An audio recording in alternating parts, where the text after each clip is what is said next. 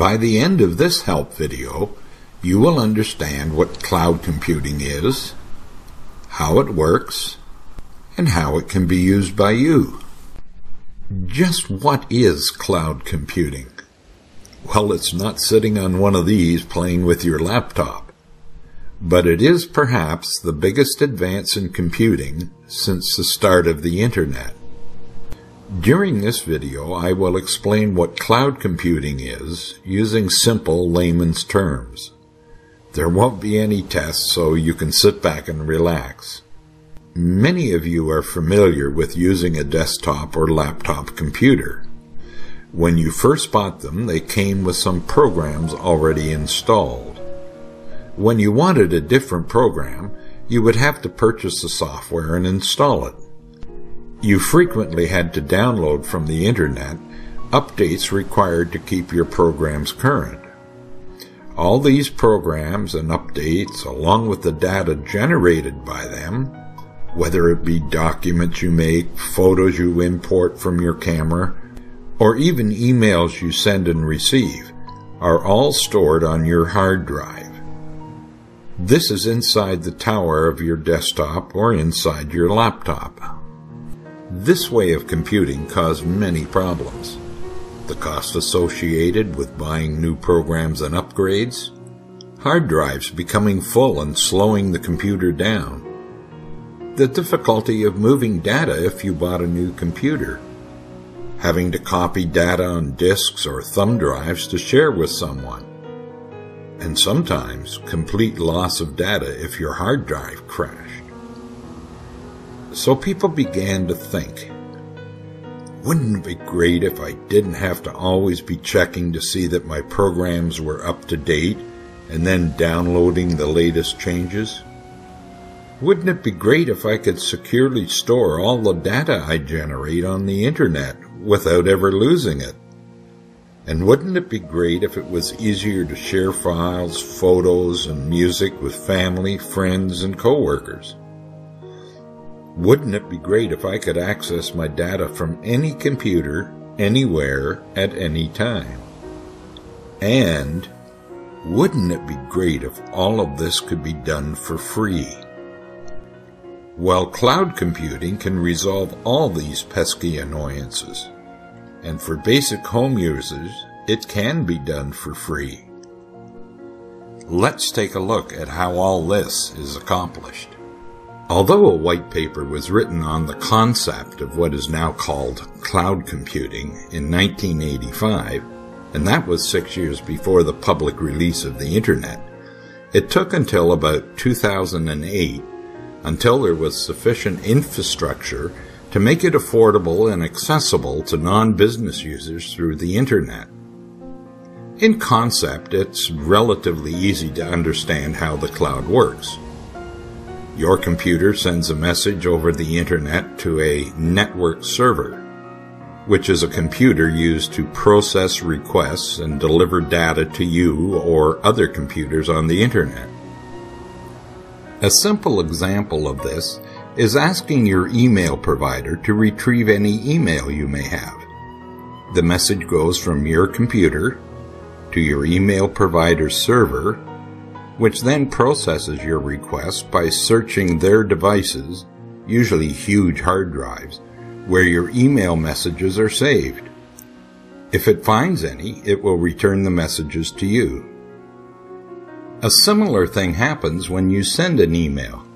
It goes to your email provider's server, which instead of retrieving data, sends the data to the recipient's email provider, whose server will send your message to their storage device, where it will be saved until the recipient requests its retrieval. I said a moment ago that the concept is relatively easy to understand. But when you consider that it has taken me a couple of minutes to describe usually what happens in a few seconds at most, and that there are thousands of almost simultaneous requests being handled every second, you will comprehend the technical complexity of efficiently handling your requests. Before we look at what cloud computing provides, Let's take a pause to look at the infrastructure required to do this by looking at one of Google's 12 worldwide data centers. Whenever you use a Google product, you're connecting to one of our data centers around the world. Let's take a look inside and see how they work.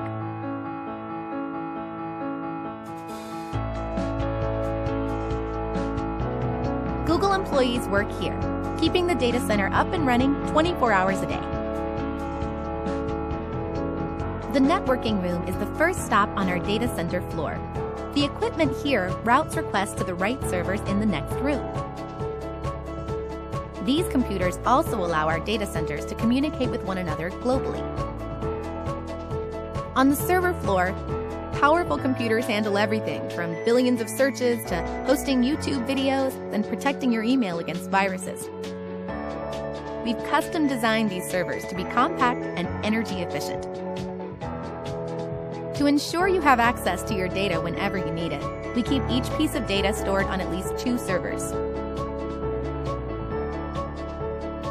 We store another copy of the most important data on digital tapes. When a hard drive breaks, we erase all of its content. Then, for extra security, we destroy it with our disk crusher. The machines in our data centers are always working. Cooling towers like these pipe in water to cool them down and keep them running. When the water heats up, we pump it back outside where it evaporates. Now that you've had a glimpse, walk inside yourself. Explore a Google data center with Street View.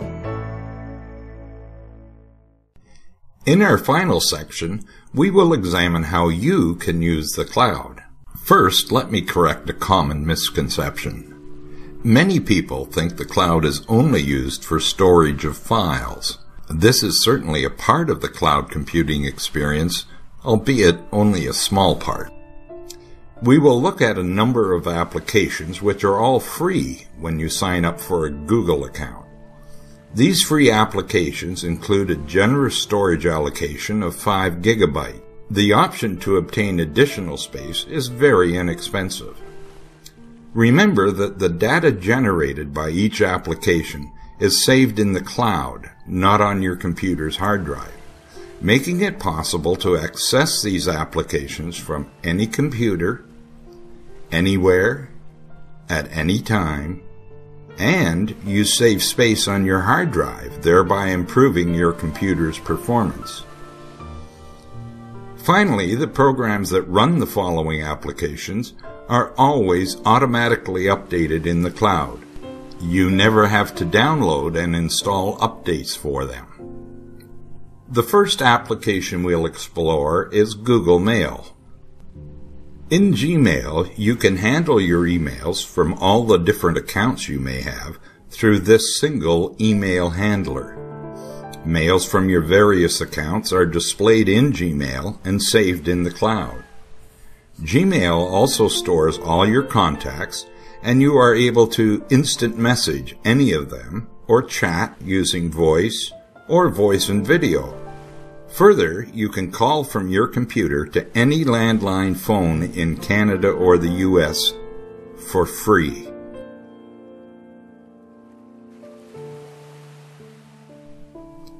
In Google Calendar, you can keep track of many items such as appointments, medication reminders, and to-do tasks. You can also have the calendar send you an alert for any entry. Google Drive is a powerful tool that gives you the ability to create and edit documents, spreadsheets, PowerPoint presentations, and more. You have the ability to organize your Google Drive into folders and subfolders, much like you do on your computer now. And you have the ability to convert any of your creations into different standard formats, should you wish to email it to anyone who does not have access to Google Drive. Items created in the Google Drive formats do not count toward your 5 GB storage limit. This leaves lots of room to upload other critical files to your Google Drive. Used efficiently, This will preclude having to back up critical files to any other source.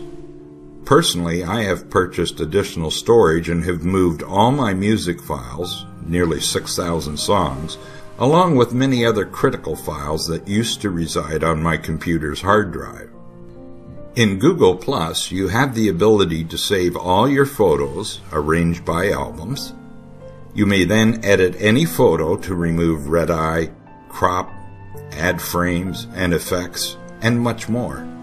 Your photos may be viewed by those to whom you authorize access. Photos may be viewed either singularly or in a slideshow. In the YouTube application, you are able to upload and save any videos you produce. They can be organized into playlists and viewed. In summary, while there are many other cloud sites we could discuss here, our intent is to give you an appreciation of how you can use the cloud. We encourage you to leave comments or suggestions below this video. If you enjoyed your learning experience, you may want to try our jams and jellies. Thanks for your interest. That's all, folks.